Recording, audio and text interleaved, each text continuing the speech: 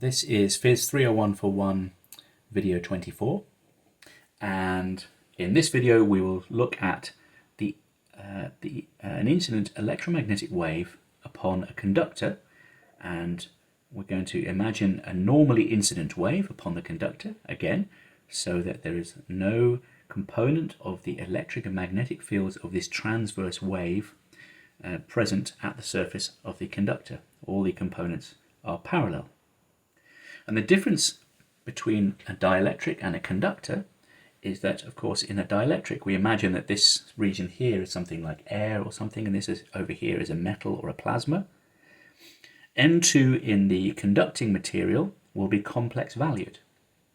So when we write down the amount of reflected and transmitted electric field, remembering of course that the transmitted electric field has this N1 in the numerator, you can see that because N2 is now complex valued, we see that there will be a phase shift of the reflected and transmitted components with respect to the incident component.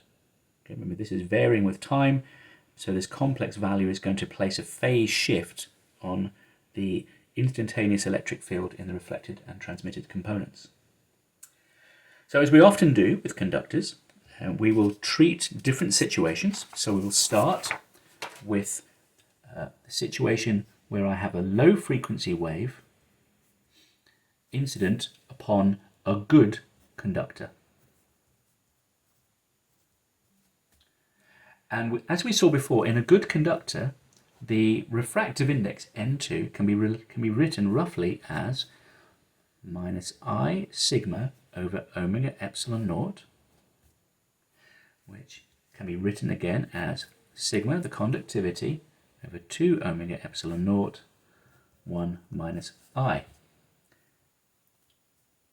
So we're going to write that as N2 is equal to alpha 1 minus I, just so we don't have to carry on writing all of that square root term repeatedly. So let's write out what the reflected intensity is. The reflected intensity is the modulus of the numerator divided by the modulus of the denominator, and that can be written as alpha minus N1 minus I alpha. Just writing this out in terms of alpha here. Okay, not forgetting to take the square. And it takes a little rearranging, but you can show that this is going to be equal to 1 minus N1 over alpha squared plus 1 divided by 1 plus N1 over alpha squared plus 1. And so you can write this in the situation where alpha is much bigger than 1. You can write 2 minus N1 over alpha plus N1 squared over alpha squared over 2 plus 2N1, sorry, there should be a 2 there, over alpha plus N1 squared over alpha squared. So the alpha contains the conductivity, contains the information about the refractive index in medium 2, and I have the refractive index in medium 1, which may be different to 1. And of course, because alpha is much bigger than 1, because we're saying it's a good conductor, I can cancel out those terms. So I can write this, I can write R, I can take the 2's out of the expression as well. So it's 1 minus N1 over alpha, 1 plus N1 over alpha to the minus 1, that's the numerator there, and that's just approximately equal to 1 minus 2N1 over alpha. Now that takes a little time to work through, so I recommend you have a go at doing that. So what's the conclusion?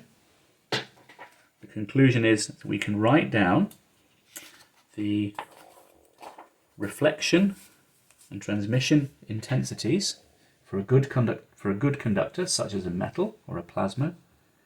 R is equal to 1 minus 2N1. Oops.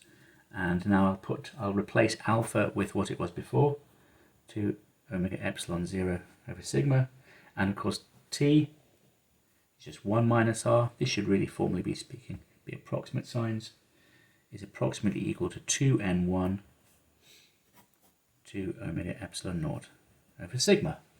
So this is the situation for a metal. So this is a great triumph of Maxwell. You can take the conductivity and the permittivity of a metal, and you can, from the conductivity, you can obtain an expression which tells you how the optical properties of the metal behave. So let's look at an example. Let's imagine we have an electromagnetic wave, ordinary light, such as infrared light, incident from air. So N1, the refractive index of the air is 1. So we put in a conductivity, which is typical for metals. This is about 6 times 10 to the 7 per ohm per meter.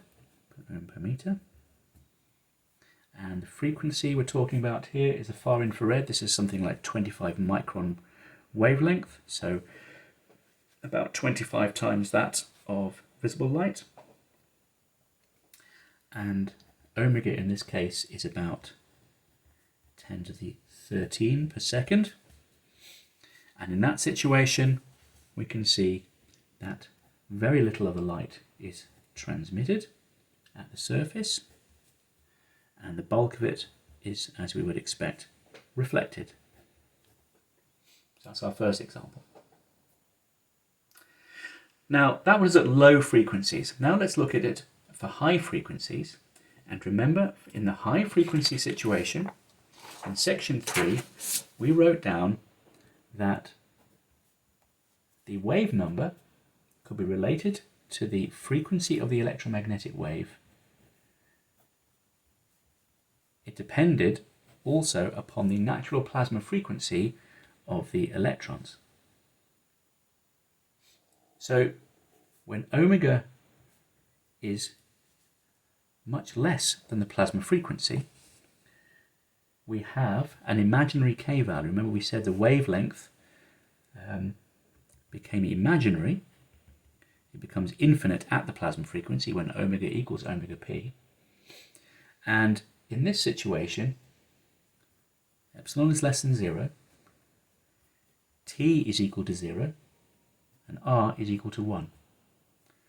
So an electromagnetic wave, which is incident upon a plasma at frequencies below the plasma frequency, cannot penetrate, and the electric field decays within a small region of the plasma beyond the boundary, and it is an evanescent wave.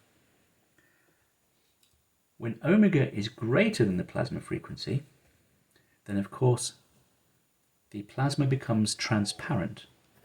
The wavelength is changed, the frequency of course cannot be changed, and epsilon is greater than 0, k is now real, and we have complete transmission and no reflection at these high frequencies. So let's look at that in a metal again. So we have wavelength on the horizontal axis now. Just be careful. So wavelength is increasing this way and frequency is increasing that way. And we're going to plot out the reflection coefficient. And we're going to obviously go between 0 and 1. And the interesting regime that we're interested in terms of thinking about the colours of objects is somewhere between 400 and 800 nanometers, this sort of 600 in the middle. And for silver, remember that omega is increasing this way. As we increase the frequency, we go from the situation where the reflection coefficient goes from 1 down to 0, and in silver, if you work it out, it falls at around about 400 nanometers for blue light. So in this region here, the frequency is bigger than the plasma frequency, and the plasma frequency lies around this region. so that omega is less than omega p up here. So all wavelengths of light are reflected, all wavelengths of visible light are reflected by silver, which is why silver has its colour silver. Gold is different. For gold, we have a different electron density of free electrons and therefore a different plasma frequency.